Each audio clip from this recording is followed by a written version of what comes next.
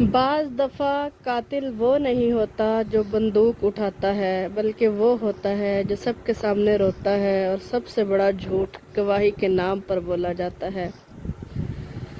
رات 11:30 بجے کا وقت تھا۔ لاہور کے پوش علاقے میں موجود ایک فلیٹ کے اندر گولی چلنے کی آواز آتی ہے۔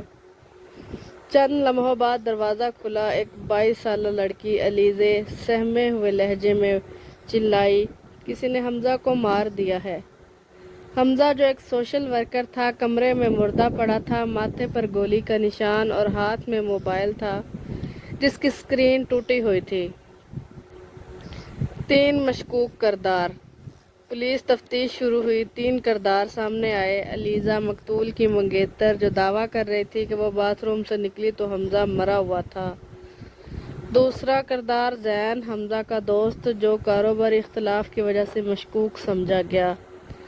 تیسرا کردار آمنہ، حمزہ کی سابق کولیگ، جسے حمزہ نے کمپنی سے نکال دیا تھا۔ پولیس نے زین کو گرفتار کر لیا کیونکہ اس کے فنگر پرنٹس پستول پر ملے تھے۔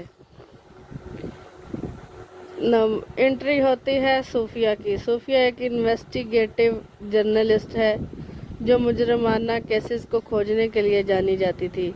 اس کیس میں دخل اندازی کرتی ہے۔ اس نے کہا، یہ کہانی جتنی سیدھی لگ رہی ہے اتنی سیدھی ہے نہیں، اور میں یقین سے کہہ سکتی ہوں قاتل آزاد گھوم رہا ہے۔ صوفیہ نے حمزہ کے گھر کا مکمل معائنہ کیا۔ اسے ایک دل دہلا دینے والی چیز ملی، ایک سیفٹی پن کے ساتھ کالر کے اندر چھپا ہوا ایک خفیہ کیمرہ جو مقتول اکثر باندھتا تھا۔ جب کیمرہ لیب میں چیک کیا گیا تو کچھ ناقابل یقین مناظر سامنے آئے۔ قاتل نے نقاب اتارا۔ قاتل بے نقاب ہوتا ہے۔ ویڈیو میں حمزہ اور آمنہ کے درمیان جھگڑا ہو رہا تھا۔ آمنہ کہہ رہی تھی کہ تم نے میری فائلیں لیک کی ہیں، میری جاب گئی، اب تمہاری زندگی جائے گی۔ حمزہ نے کہا، میں نے تمہیں نہیں نکالا، سچ تم نے سننا نہیں اور نہ ہی تم سننا چاہتی ہو۔ پھر گولی چلتی ہے اور آمنہ کا چہرہ صاف دکھائی دیتا ہے۔ لیکن یہ سب کچھ صرف صوفیہ کے پاس تھا اور اس نے پولیس کو کچھ نہیں بتایا۔ وہ چاہتی تھی آمنہ خود گڑھے میں گرے۔ صوفیہ ایک چال چلتی ہے۔ عدالت میں صوفیہ نے زین کے وکیل کو مشورہ دیا کہ آمنہ سے ایک خاص سوال پوچھے۔ اگر تم موقع پر نہیں تھی تو مقتول کی لاش کی وہ تصویر جو تمہارے موبائل میں تھی وہ کیسے آئی، جو پولیس سے پہلے لی گئی؟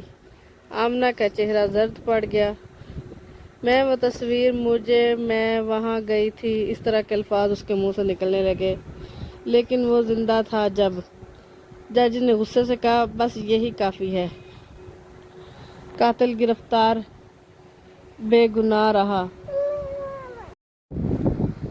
زین کو رہا کر دیا گیا۔ آمنہ نے اپنے جرم کا اعتراف کر لیا، مگر صوفیہ نے ایک اور راز بتایا کہ علیزہ کے موبائل میں بھی وہی ویڈیو تھی، مگر وہ خاموش رہی۔ علیزہ نے کہا، میں چاہتی تھی قاتل خود بولے، سچ اپنے وقت پر آتا ہے۔ حمزہ کی موت نے ایک زندگی لی، لیکن سچ نے 2 چہروں کے نقاب اتارے، اور صوفیہ نے ثابت کر دیا تیسری گواہی سب سے بھاری ہوتی ہے۔